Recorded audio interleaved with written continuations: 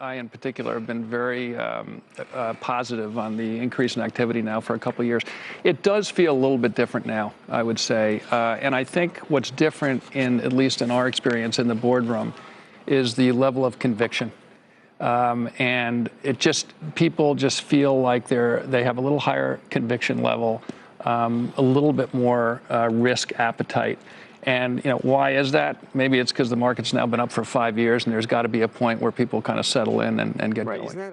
Well, but the good chief executives are thinking ahead, not just to tomorrow, but 4, 5, 6 chess moves ahead.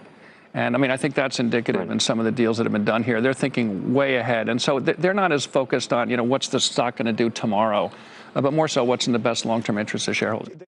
These two deals, in my view, change a lot of things, and some are quite obvious with respect to their sort of circle of business, but some have implications quite far beyond that. So I do think it has quite significant. Okay, when you look at it.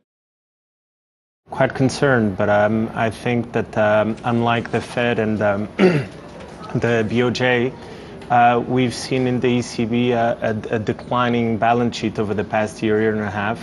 So I think that if there is one central bank that has some dry powder on the balance sheet to actually start expanding it, it's the ECB. I think it will be a change in the emerging recovery that we're seeing in the periphery of Europe. If you see these deflationary pressures to continue for a while longer, I think the equity markets will start turning south rather than north, and that will push his end. I think he was kind of preparing us for some action to start coming. So, I would be 50-50 though.